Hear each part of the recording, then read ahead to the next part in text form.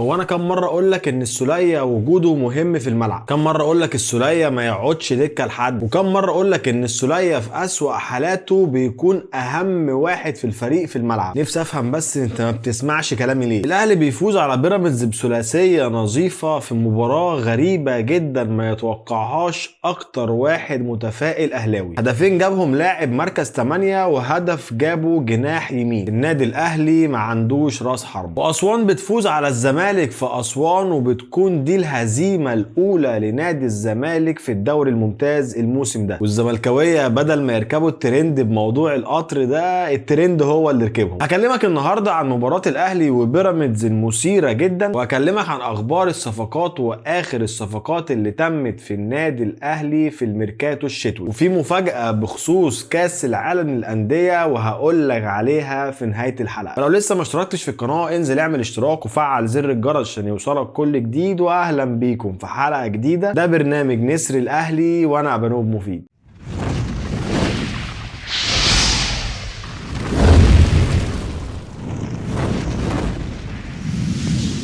عزيزي الاهلاوي الجميل، ازيك؟ عزيزي الاهلاوي اللي فريقك في مقدمة جدول الدوري الممتاز عامل ايه؟ قبل ما ندخل ونتكلم على ماتش الاهلي وبيراميدز، عايز اقول لك على شوية حاجات كده حصلت قبل الماتش وهي عبارة عن مرضية من بيراميدز للاهلي. مارسيل كولر طلب ان الماتش يتنقل من استاد السلام لاستاد القاهرة، مع ان ده ماتش النادي الاهلي. طبعا اي فريق تقول له احنا نلعب على استاد القاهرة المفروض بيزغرط، لان دي افضل ارضية في مصر وافضل استاد في مصر هو استاد القاهره. لكن نادي بيراميدز قعد ينكش ويرازي شويه كده ويقول لك انا مش هلعب على استاد القاهره، وقصه كبيره كده يا صديقي. ولكن في الاخر هو الماتش اتلعب في استاد القاهره زي ما النادي الاهلي عايز وزي ما مارسيل كولر عايز. فالقصه دي تفهمك ايه؟ تفهمك ان نادي بيراميدز هو ما اتعملش عشان خاطر البطولات. نادي بيراميدز ما اتعملش عشان يكون عنده لعيبه جامدين. انا وانت وهم وكل الناس عارفين ان السبب الرئيسي في انشاء نادي بيراميدز هو مرضيه النادي الاهلي. ولو تفتكر معايا مين هو اللي انشأ نادي بيراميدز هتعرف ان الكلام اللي بقوله لك ده هو الصح. المهم نسيب القصه دي وندخل على ماتش الاهلي وبيراميدز. مارسيل كولر بالخطه المعتاده 4-2-3-1. الشناوي في حراسه المرمى، 2 قلب دفاع ياسر ابراهيم ومحمد عبد المنعم ناحيه اليمين، محمد هاني ناحيه الشمال، علي معلول. 2 في نص الملعب اليو ديانج وعمرو السوليه. قدامهم 3 ناحيه اليمين كريم فؤاد، ناحيه الشمال برونو سافيو، في النص محمد مجدي قفشه، وراس حربة شادي حسين. الماتش بدأ والاهلي يمسك كرة شوية وبيراميدز يمسك كرة شوية، ويرجع الاهلي يمسك الكرة تاني وبيراميدز ياخدها، وفضلت القصة رايحة جاية. عشان في الدقيقة 19 علي معلول بيلعب الكرة لعمرو السولية اللي كان واقف بره خط ال 18، ومن غير ما يرجع ومن غير ما يعزم بيشوط الكرة من الوضع واقفا في منتصف مرمى الشناوي، ويكون الهدف الاول للنادي الاهلي عن طريق عمرو السولية. عمرو السولية ما استناش ان هو يرجع رجله ورا او ياخد مسافه ويعزم ويشوط الكوره. عمرو السولية شاطها وهو واقف مكانه، محدش يشوفها، محدش يحسها، ومحدش يتوقعها. ويتقدم النادي الاهلي بهدف لا شيء على نادي بيراميدز باقدام ابو ليلى. ابو ليلى اللي كل مره بكلمك عليه انه لازم يكون موجود في الملعب ايا كان مستواه وحالته عاملين ايه. الدقيقه 34 فرد جديد في مستشفى النادي الاهلي، بيطلع كريم فؤاد للاصابه وبينزل مكانه حسين الشحات. ولسه لحد دلوقتي ما نعرفش ايه هي الاصابه، لكن كريم فؤاد لسه هيخضع للاشعه والفحوصات وان شاء الله خير ويقوم بالف سلامه، عشان بصراحه هي مش ناقصه اصابات تاني والدنيا خربانه الفتره دي. وبيخلص الشوط الاول بتقدم من النادي الاهلي على بيراميدز بهدف مقابل لا شيء. لكن في مشكله لاحظتها طول الشوط الاولاني، وهي المساحات اللي ورا علي معلول واللي ورا محمد هاني. المساحات اللي فاضيه ناحيه اليمين وناحيه الشمال بتسبب خطوره كبيره جدا على مرمى النادي الاهلي. وطبعا ده بيرجع لان محمد هاني مندفع هجوميا وعلي معلول مندفع هجوميا، والحته اللي في ظهرهم مفيش حد بيغطي مكانهم. ويبدا الشوط الثاني ومعاه تغييره اللي ملهاش اي 30 لازمه. بيطلع شادي حسين وبينزل مكانه محمد شريف، اللي قلت لك قبل كده ان الفرق بينهم ان هما الاثنين ما بيجيبوش اجوان. الدقيقه 69 ركنيه من ناحيه الشمال بينفذها حسين الشحات، بيطلع لها عمرو السولية بدماغه بيلمسها بتروح في شباك الشناوي، وبيكون ده الهدف الثاني للنادي الاهلي على نادي بيراميدز وبيسجله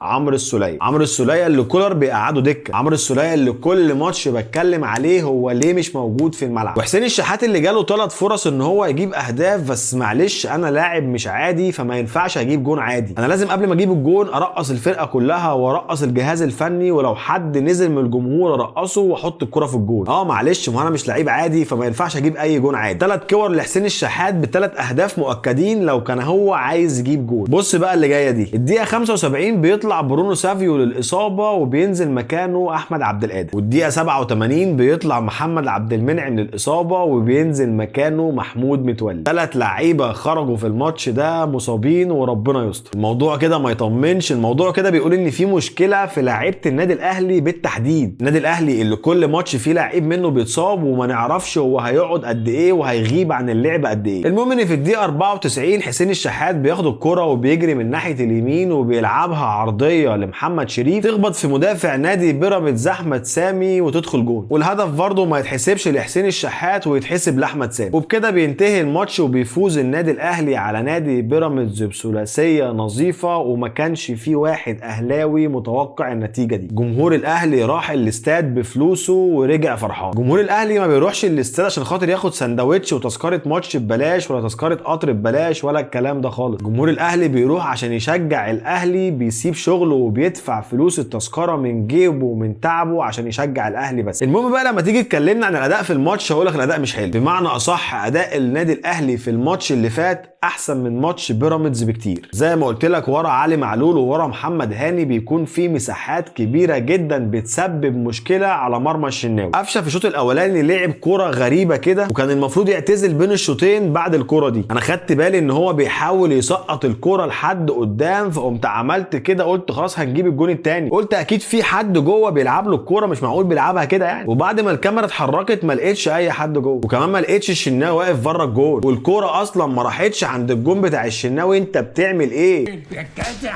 يا جدع؟ حرام الضرب ده كتير والله، الضرب ده سبب اسري. حرفيا كان المفروض بين الشوطين يعلن اعتزاله ويتكل على الله ويروح. برونو سافيو في ماتش النهارده ما كانش موجود او ما جاش وما عملش اي حاجه. محمد هاني عاش الاداء بتاع النهارده ويا ريت تستمر على الاداء ده. علي معلول وديانج ومحمد عبد المنعم وعمرو السولية انتوا عارفين رايي في الاربعه دول ومفيش راجل زيهم في فريق النادي الاهلي. القصه الكوميديه بقى في ماتش النهارده هو الحكم البولندي شيمون مارتشينياك اللي ادار نهائي كاس العالم في قطر بين فرنسا والارجنتين. عايز اقول لك انت عيان قوي يا اسطى. حسين الشحات كان رايح بكره انفراد ما فيهاش ريحه التسلل والحكم صفر وحسبها تسلل، ازاي انا مش عارف. والكره اللي جت في ايد مدافع بيراميدز وخرجت بره جوه منطقه الجزاء، الناس بتتكلم مع الحكم ان احنا عايزين ضربه جزاء، بيعمل لهم لا مفيش ضربه جزاء، اللاعب عامل ايده كده.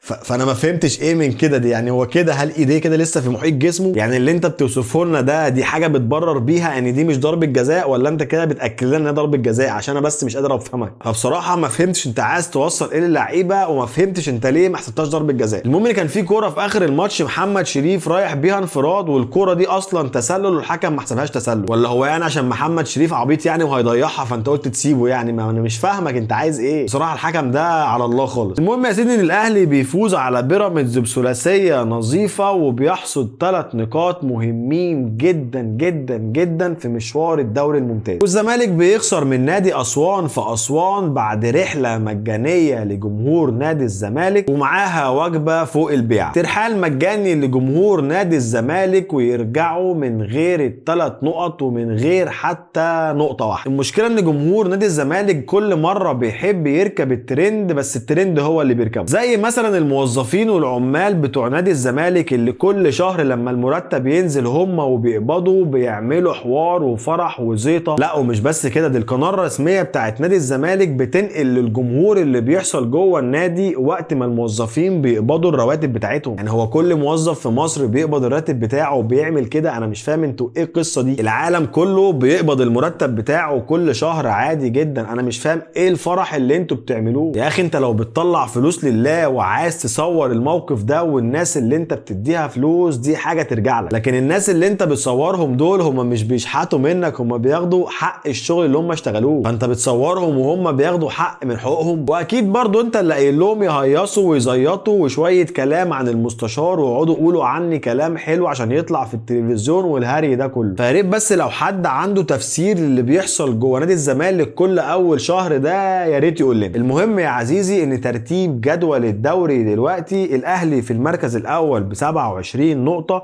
الزمالك في المركز الثاني ب 24 نقطه، فيوتشر في المركز الثالث ب 22 نقطه بس لسه ليه ماتش، وبيراميدز في المركز الرابع ب 20 نقطة. أما عن لاعب الجولة العاشرة فكان مترشح يوسف أسامة نبيه من نادي الزمالك وإيفونا من نادي أسوان، ونسبة التصويت كانت 10% من نسبة الأصوات لصالح يوسف أسامة نبيه و90% من نسبة الأصوات لصالح إيفونا، وبكده بيفوز إيفونا لاعب نادي أسوان بلاعب الجولة العاشرة. القصة كلها إن جمهور نادي الزمالك متضايق جدا من النظام اللي عامله اتحاد الرابطة في اختيار لاعب كل جولة، ومتضايقين أكتر إن مفيش ولا لاعب زملكاوي فاز بلاعب الجولة. وأنت عشان صاحبي وحبيبي فأنا جاي لك بالحل. الحل الوحيد اللي بيه هيفوز لاعب زملكاوي بلاعب الجولة في موسم الدوري الممتاز ده هو إن الاتنين اللي هيترشحوا للفوز بلاعب الجولة يكونوا زملكاوية. يعني لازم يكون كل اللي مترشحين للفوز بلاعب الجولة زملكاوية عشان واحد فيهم يفوز. والله زي ما بقولك هو ده الحل الوحيد اللي بيه هيفوز لاعب زملكاوي بلاعب الجولة.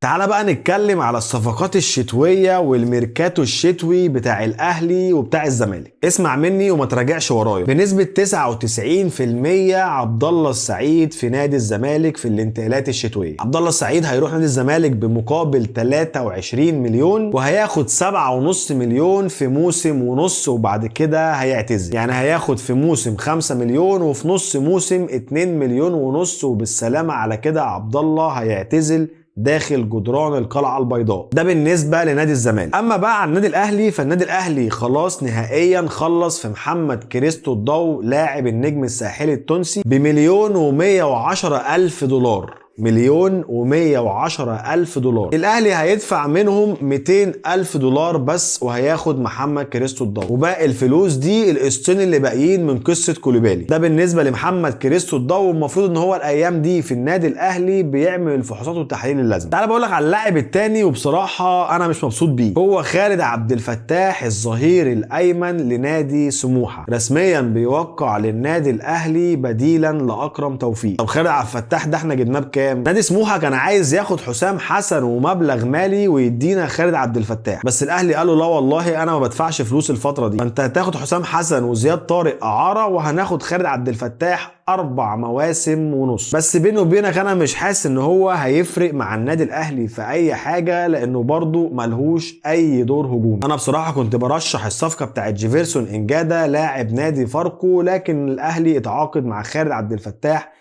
جناح الايمن لنادي سموحه. وبكده يا صديقي في فرصه كبيره جدا ان الاهلي يتعاقد مع اللاعب البرازيلي امارال هداف الدوري الصيني، لان زي ما قلت لك في الحلقه اللي فاتت اللي كلمتك فيها على الصفقات وهسيبها لك في الاي اللي فوق دي، الاهلي عنده 4 اجانب، يعني ناقص له اجنبي واحد بس وما ينفعش يجيب اجانب تاني. فالاهلي كان عنده اولويه ان هو يجيب لاعب اجنبي في حته الباك اليمين، وكان قدامه جيفيرسون انكادا لاعب نادي فاركو. زي ما قلت لك قبل كده ان اللاعب ده هو افضل باك رايت في الدوري المصري دلوقتي، ولكن الاهلي بيتعاقد مع خالد عبد الفتاح الجناح الايمن لنادي سموحه، يبقى كده لسه فاضل له واحد تاني اجنبي، والموضوع ده بيقربك من الدبابه البرازيليه امارال هداف الدوري الصيني او المهاجم دانيال افري لاعب هارتس اوف الغاني. ولكن هنا في مشكله هقول لك عليها. الاهلي لو تعاقد مع البرازيلي امارال فهيشارك معانا في دوري ابطال افريقيا عادي جدا، مفيش اي مشكله. اما الاهلي لو غير رايه وتعاقد مع اللاعب دانيال افري فللاسف اللاعب ده مش هيشارك معانا في دوري ابطال افريقيا. هتقول لي ليه؟ هقول لك عشان اللاعب ده شارك مع فريقه في بطوله الكونفدراليه الموسم ده، وهي دي مشكله اللاعب دانيال افري. ولكن انا برشح التعاقد مع امارال البرازيلي عشان حرفيا دبابه برازيليه وبيجيب اهداف بكل حته في جسمه، بيلعب بيمينه زي شماله زي دماغه. اما الصفقه اللي بعد كده فهو عمر عمر فايد مدافع نادي المقاولين العرب وعملاق دفاع منتخب الشباب. عمر فايد قريب جدا من النادي الاهلي، لكن في مشكله في التعاقد معاه، وهي ان نادي المقاولين طالب في عمر فايد 20 مليون جنيه بس كده. لا يا صديقي، وعايز ياخد كمان محمد مغربي اعاره. المهم ان لسه في كلام في الصفقه دي. الاهلي عارض 15 مليون لكن لسه ما خدش رد من نادي المقاولين العرب. والمفروض انك تبعت قائمه الفريق للفيفا اللي هتشارك في كاس العالم للانديه يوم 9 يناير، فانت محتاج انك تخلص مع الناس دي باقصى سرعه عشان تلحق تبعت القائمه اللي هتشارك في كاس العالم للانديه. وبمناسبه كاس العالم للانديه يا صديقي، هو ده الموضوع الاخير معانا في حلقه النهارده، الاهلي في كاس العالم للانديه. طبعا زي ما انتم عارفين ان الاهلي هيشارك في كاس العالم للانديه ممثلا لقاره افريقيا بدل الوداد المغربي اللي هيشارك كصاحب الارض. والمفروض ان الاهلي كان هيلعب في الادوار التمهيديه وهيقابل اوكلاند سيتي. بقول لك معلومه للي ما يعرفهاش، ان اوكلاند سيتي هو اكتر فريق شارك في كاس العالم للانديه ب9 مشاركات، لكنه اعتذر عن النسخه اللي فاتت من كاس العالم للانديه اللي اقيمت في دوله الامارات، وكمان بيعتذر عن المشاركه في النسخه القادمه لكاس العالم للانديه لوجود حظر امني في نيوزيلندا. يعني في مشاكل امنيه في دوله نيوزيلندا وممنوع حد يخرج من البلد وممنوع حد يدخل البلد. وبكده الاهلي في كاس العالم للانديه النسخه اللي جايه هيلعب من ربع النهائي اللي هيقابل فيه الهلال السعودي او الوداد المغربي او سياتل يونايتد الامريكي. الاهلي لو دعم بصفقات قويه في الميركاتو الشتوي هيقدر انه ينافس منافسه قويه جدا في كاس العالم للانديه. المهم يا صديقي ان ماتش الاهلي الجاي في الجوله ال 12 من الدوري المصري الممتاز الخميس 5 يناير الساعه 5. وبكده بتكون خلصت حلقتنا من نسر الاهلي. فلو لسه ما اشتركتش في القناه انزل اعمل اشتراك وفعل زر الجرس عشان يوصلك كل جديد، واشوفكم في حلقه جديده من نسر الاهلي مع ابو نوب مفيد.